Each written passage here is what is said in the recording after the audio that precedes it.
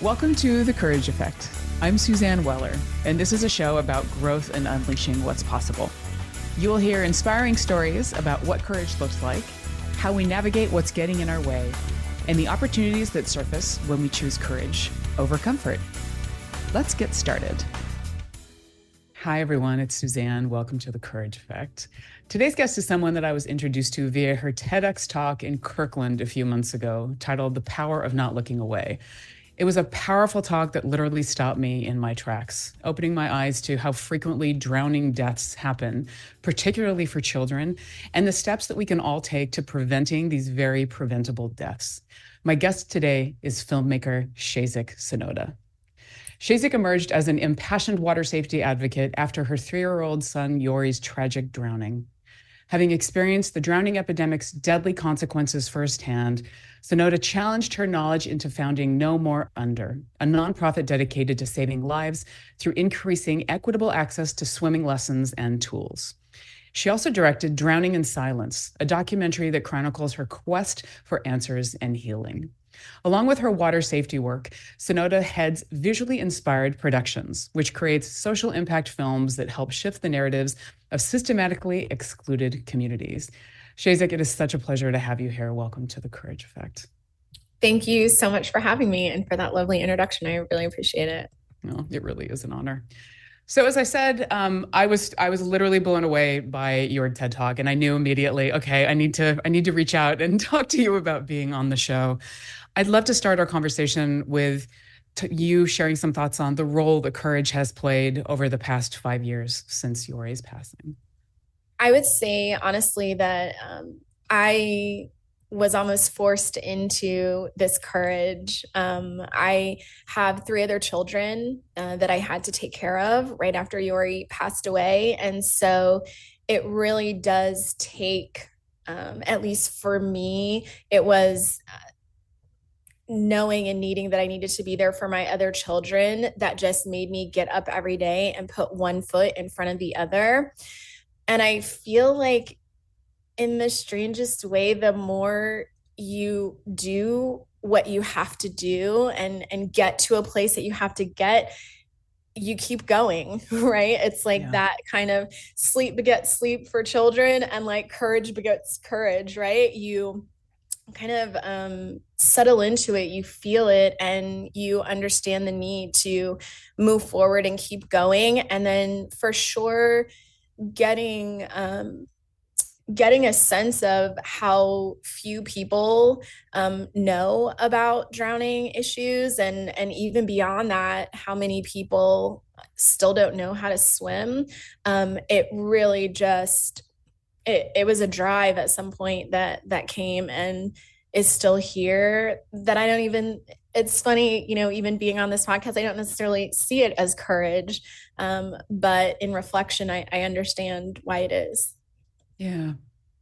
Well, courage begets courage. I completely agree with you. And when you, I think, following such a devastating thing in your life, I mean, having to be there for your family, not just for you. And it sounds like that was something that really allowed you to not just cope, but to just keep building that practice in your life and making sure that you were just getting better every day. It's true. I honestly think that it's taken me up until this last year to then put myself in the mix, because I think for me, it was, again, I just lost a child and making sure that my other children were going to be okay. And then beyond that, making sure that other people's children somehow are going to be okay and not Yeah. and not fall into the same devastation that our family had fallen into. And it really was until this past year where I said, okay, wait a minute, what do I need? What is, let me take a step back and understand how I can be courageous for myself. Oh, I love that. Well, and I'd love to hear a little bit more about No More Under, because the stats that you shared in your talk, I mean, what is it? Drowning is the leading death of children ages 1 to 4. So yeah, I kind of understood after Yori passed away, and I looked, and the statistics are out there. If you Google them, they're online. Yeah. But it's not something that is regularly discussed. And so initially I started out saying, hey, don't let your children drown. That was the message, because that had just happened to me. And I realized that people look away, right? When you don't think it's going to happen to you, when you don't think, oh, I'm always going to be watching my children, or oh, my kids know how to swim. And I realized that it is more of an awareness of water safety and what we need to do around it. And so I initially kind of started one way and then pivoted to more of a water safety kind of, I don't know, message that includes drowning prevention within it, because it can happen. And while there is a statistic out there that say 88% of people, if they do know how to swim, they're less likely to drown. Even the most skilled swimmers drown, even adults drown. So I think really for me, it is about stepping into educating our parents and caregivers, just to have an eye out. And from, I guess, the last couple of years, we've gotten about 1,000 kids in the water swimming, many who, I think the percentage is over 50%, that had never been in a swim lesson before. And so we work with children ages from 13 to 18, and are really just trying to, again, spread the message. The other thing that, when I looked into it, I realized that Black and brown children drown way more than the average. And so that was another thing that touched me deeply, of how racism and Jim Crow laws from way back in the day are still impacting Black and brown folks. So we really lean into that as well, with trying to ultimately have equity in aquatics and make sure that everyone can learn this life-saving skill. Yeah, and I had heard some stats before about, just the inequity of this, and it being based on, segregation and pool access and everything else. But what is it? 67% of Black people have little or no swimming ability. That's what the statistic is, and that's really what we're trying to fight back, and make sure that there isn't that. You're only 13% likely to learn how to swim if your parent does not know how to swim. So considering how many people were, again, not able to get in a pool and learn, that has trickled down even to this generation. Yeah. And it makes me realize how much I've taken it for granted that I can swim. I mean, I grew up in Southern California, and my parents every summer we did swimming lessons. I think it was not only to keep us busy and entertained, but I'm so grateful that we did that. I mean, I even remember doing a swimming class where we had to tread water for 15 minutes fully clothed, which was so hard. Yep. So yeah, but it's just really opened me up to how fortunate I am that I've had access to that. And as you said too, just the knowledge of, especially with phones, right? I'm just going to send this quick text. And we do this in so many ways to make us look away if we're driving, if we're doing anything. And it's really scary. So I'm grateful that you are doing this work. Thank you. I appreciate that. Yeah. I'm curious for you, now that we were talking about courage, is this really the first time that you have felt courageous? So I have to say, as I was kind of prepping and looking at your podcast, I recognize that it's been kind of baby steps. I will say that The Alchemist is one of my favorite books. And what I love about that book is it really shares the journey. You think you're supposed to go one way and you end up another way, and you don't really even understand why things are happening until perhaps you get there. And I do understand that I've had moments in my life, for sure, from high school and perhaps even before, where I've had to step into what I didn't necessarily know was courage, but just forging a path ahead. I think it's hard. Life is hard. There are so many things that happen, and it's truly important to come from a space of gratitude and really try and look at those positive things that are around you to keep going. And that's really what I've leaned into. Again, more looking at it as gratitude and not what's come from that gratitude, which is perhaps courage. Yeah. Yeah. Well, and that's the thing that really blows me away about the show too, is that when I invite people and so many are like, well, I'm not really that courageous. It's like, you don't have to be a firefighter or you don't have to be somebody that is doing, life-saving work on a day-to-day basis to be courageous. So thank you. And thank you for also the work of making courage contagious, right? I mean, helping other people to understand that we just have to make a commitment to making a difference. And I have to say, I've made the commitment to take CPR classes from your talk because it's something that I've always done, but too busy, just completely backburnered. I can't do that anymore. So, and that to me is an act of courage, not just for myself, but also for other people. I love that. No, for sure. I agree that courage is courageous, or sorry, courage is contagious.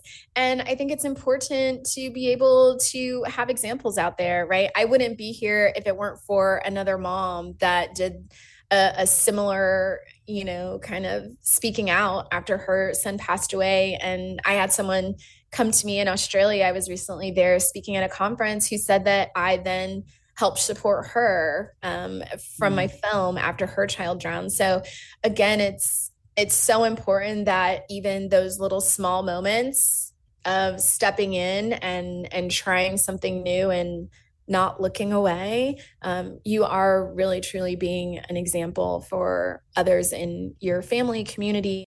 Yeah, definitely.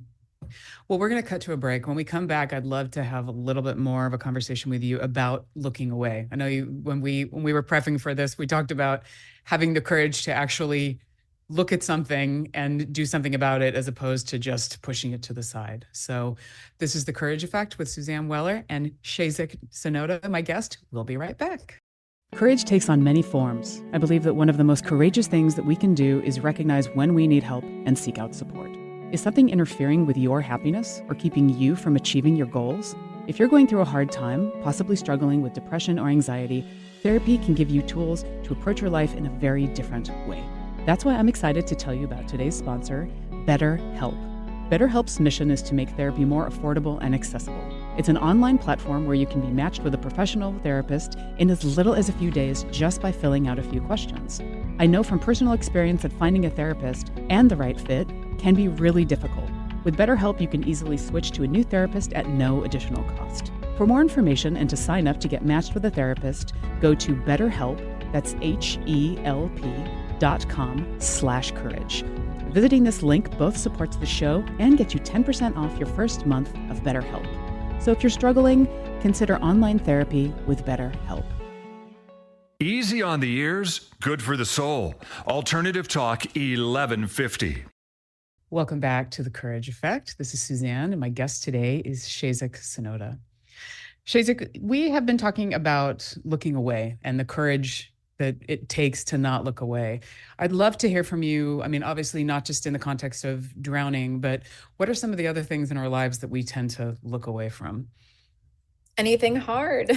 I think we Yes. look away from anything that's hard. I find myself doing the same thing if I have to write a speech or, just something that doesn't come very easily. And so you have those small moments, but then you also have large moments like things that are happening in your community or even in your family, in your marriage, like in relationships. I think that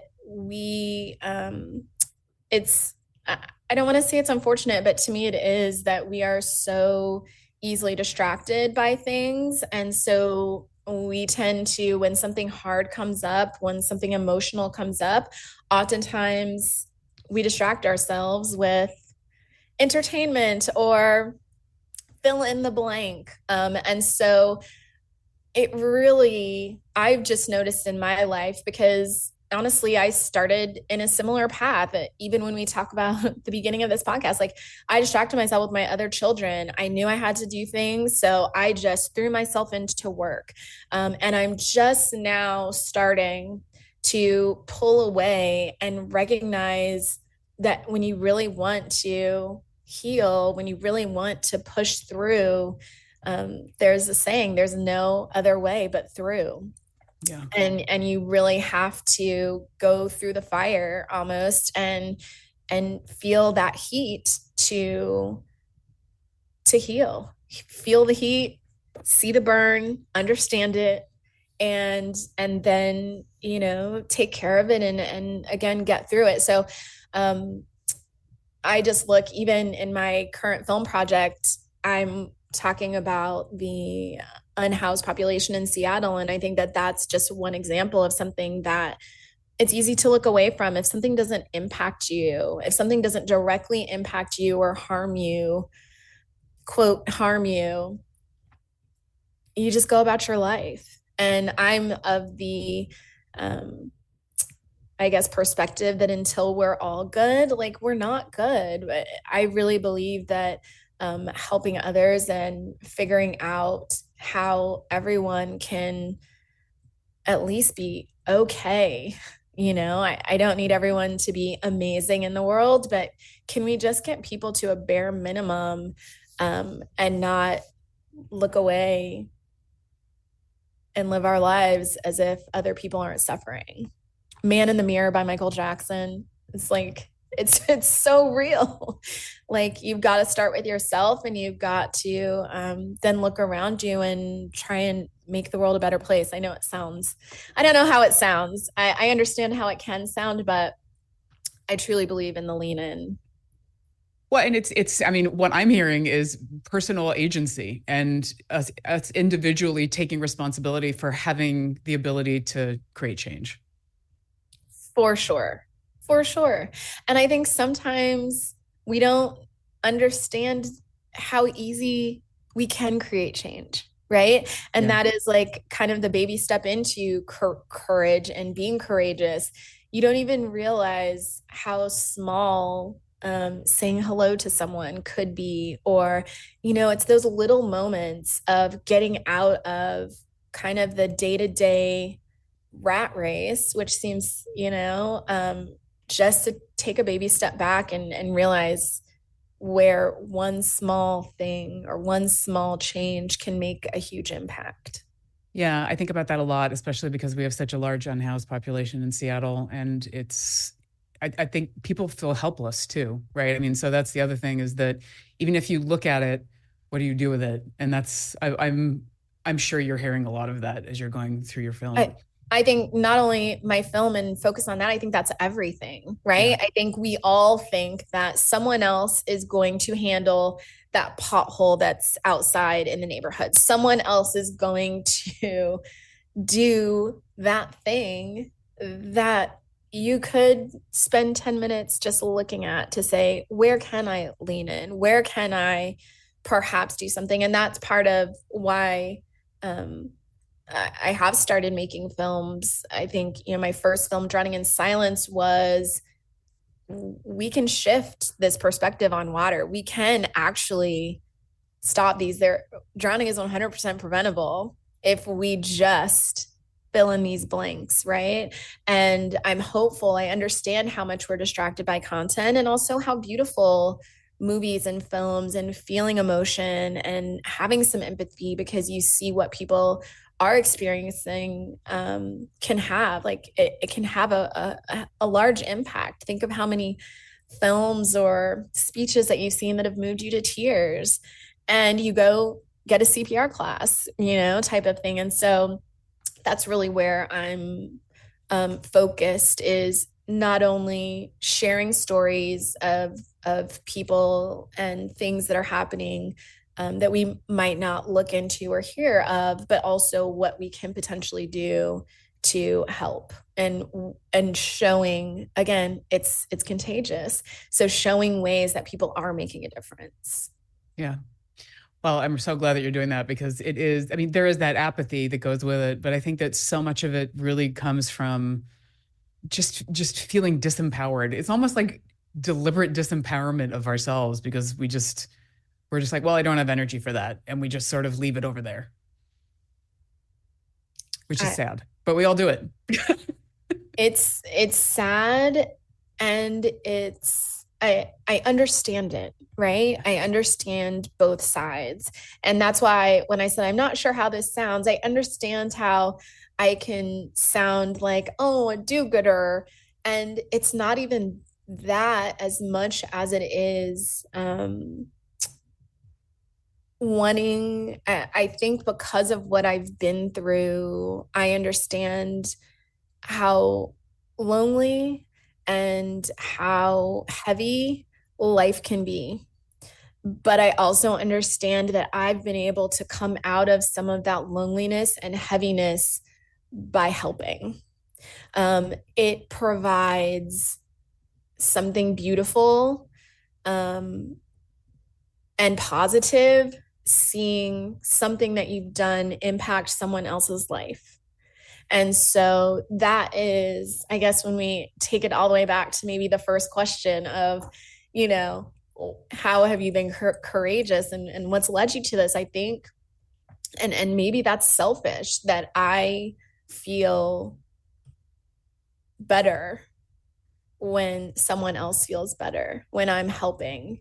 And I keep moving towards that, because it's a lot. Life is hard and for many people in many different ways. And so anything that you can do to help someone else, and or just, even again, man in the mirror, help yourself first and then recognize how you can help others. Yeah. Yeah. Well, and I identify as a helper very much so in my life. And it's one of those things that I don't know if it's necessarily selfish. I mean, there is a certain amount of validation I think that we get out of doing it. But if it's done with good intention, and if it's done in a way that it makes sense, because that's the thing, right? Sometimes you can force help on people when they don't need it. That's where it gets dangerous. For sure. For sure. Especially in an unhoused situation, I've seen very much so, people thinking that they are helping or offering help when it's not asked for. And it's very, we work with No More Under communities, and you want to make sure that you're not just saying, I can help you, I've got all the answers and I know what you need, because you don't actually. So really being able to step back and listen to what people do need, and or how you can help, I think is critical. And it's so interesting because yes, it's identifying as a helper, but I also think that there is some leadership that comes and needs to be in that space of courageousness, right? Again, the leading, hopefully leading a movement. I think that's kind of, my goal with some of the work that I do. I want there to be a movement around the support and help of others. So, yeah. Yeah. So moving into action. I mean, that's the other thing, right? Not just talking about it, but actually doing something about it. Exactly. Exactly. And it really is baby steps. That's another thing for me. I believe in every day doing a little something. And then you look back 3 months later and you can say, oh my gosh, look at all that we've done. And it was really beautiful. The end of this, last year, I was able to look back on a year and realize what all of those baby steps had accomplished. And I think, if anything, I'm in a space now of giving myself grace, and again, not distracting myself from some of what I'm still trying to work through. I still am triggered by certain things because of my son's death, and really wanting to continue my healing journey. And again, even just being an example, hopefully, and inspiration to others who have had a loss, period. I think that's another film I want to work on, is kind of focused on like how we handle death in our culture. My coworker said I'm going to have to start working on more positive. She's like, you've got to throw in a really positive documentary in there, because I'm definitely, I lean into the harder subjects that we don't want to talk about or think about. So. Well, I love that you're going to do that. And as somebody, I mean, I was just in Mexico a few weeks ago, and that's one of the things that I love, like Day of the Dead, the celebration of the dead. I mean, it's a completely different way of looking at death. So yes, it is a reframe, but a very challenging one, especially in this country. I think that's really another key, is the reframe. It's the unlearning, right? It's the unlearning the way that we've moved through life and what the last generation has taught us from the generation prior, and unlearning and figuring out how we want to move forward and reframe what our lives look like, what courage looks like, what support looks like, what love looks like. It's all of those things that just good to reflect on. Good It to is. reflect on. It is. Well, as we wrap up the show, I want to share a few comments that I heard from you that really resonated. I mean, even just that last one, unlearning, the power of unlearning. And I think that is a big part of looking, right? Not looking away. And, being in that situation of, like being in the fire, as you said, feeling the burn and not just running away from it. There is some value that comes in dealing with it, because if you don't deal with it now, it's going to come back when it's least convenient, or it's just never going to away or potentially get worse. But pushing through, not away at the same time. So not just about looking, but also in action. And coming out of loneliness and struggle by helping others, and having an idea of what it will take to do that and how you can most effectively do that. And you're obviously doing that in your life and work. So, Chezik, it's such a pleasure to have you here. Thank you. Any final thoughts that you want to share with our listeners?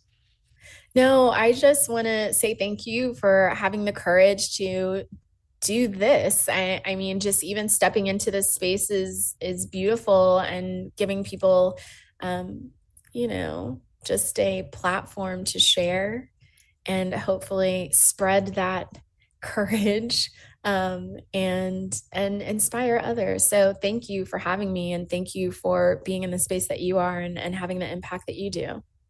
Thank you. I appreciate that. I'm so happy to shine a spotlight on your work. I can't wait to see your film that you're working on now and what you work in the future. And with your TED Talk being out there for everybody to get to, TEDx Bellevue Women, definitely give it a watch, everybody. It is so worth it. So thank you, Chezik. Thank you. All right, everybody. Happy New Year. Take care. Stay courageous.